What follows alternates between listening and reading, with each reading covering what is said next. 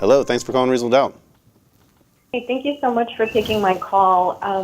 My question is directed towards both judges, and thank you for coming on the show. I don't know how much you can talk about this, but everything you're saying about the bail reform lawsuit makes sense, and the need to work together, the enormous amount of taxpayer money that's been spent. I'm just curious, why do you think that your colleagues on the bench have been maybe fighting this in a way or to a degree that maybe doesn't make fiscal sense and human sense when you consider all of the wonderful points that you're making in terms of the need for bail justice reform? And I'll take whatever answers and comments you have off the air. Thank you. Thanks for the call. I'll go first, and then Judge Fields can clean up my statement.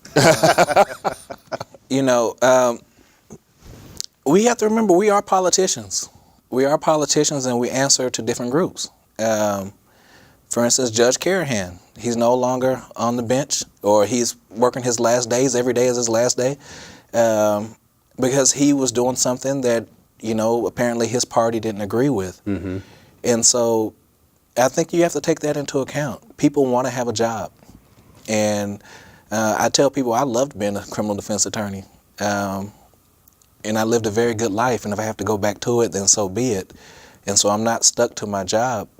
But if you've been down here a long time and this is all you've been doing, it's all you know, then who wants to give that up?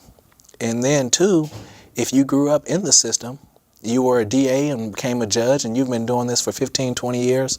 It's just like when you meet somebody and you're a Catholic and they're Baptist and they're trying to get you to switch. Like, no, that's crazy. It doesn't matter what studies you go through, Bible studies. No, this is what I am, and I'm going to stick to it. And you may honestly believe what you're doing is right.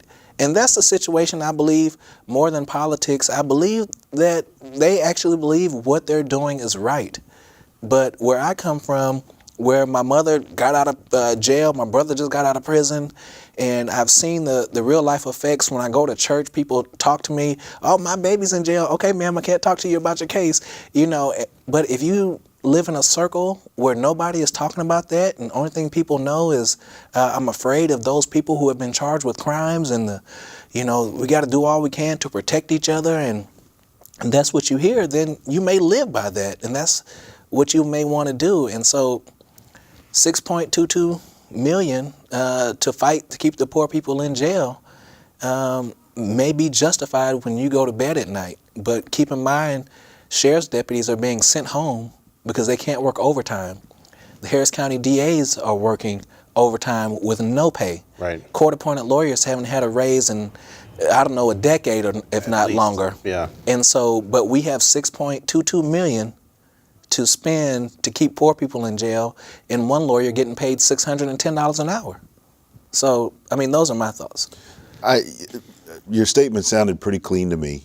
I don't think I need to clean any of that up. He's giving you a B plus A minus. I will say this, here we are, two African-American men at the same level in terms of our judicial levels with polar opposite backgrounds, mm-hmm. right?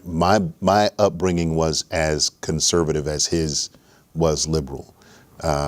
Solid two-parent family. My father was a military sergeant. My brother, 20 years military. My sister, me, reserves. My wife, reserves. That's been my upbringing. I am a rules follower, right? Raised in that kind of rigid system. That was my neighborhood. That's all I've known. Everyone around me was the same way. That's the way I grew up. So people wonder why feels the way he is. That's who I am. You're a product of your environment. That's who I am, right? I'm not trying to be anybody other than who I am. So if I'm that person, the guy who started out prosecuting, did some defense work and then came to the bench, or I'm the person who started out prosecuting, did no defense work and came to the bench, I can't imagine what you think as a career defense lawyer, or what you think as a person who's come up the way you've come up. I can't imagine your point of view. It would be like never having tasted an orange and having someone say, hey man, what does that orange taste like? I don't know. Well, I can't see your point of view.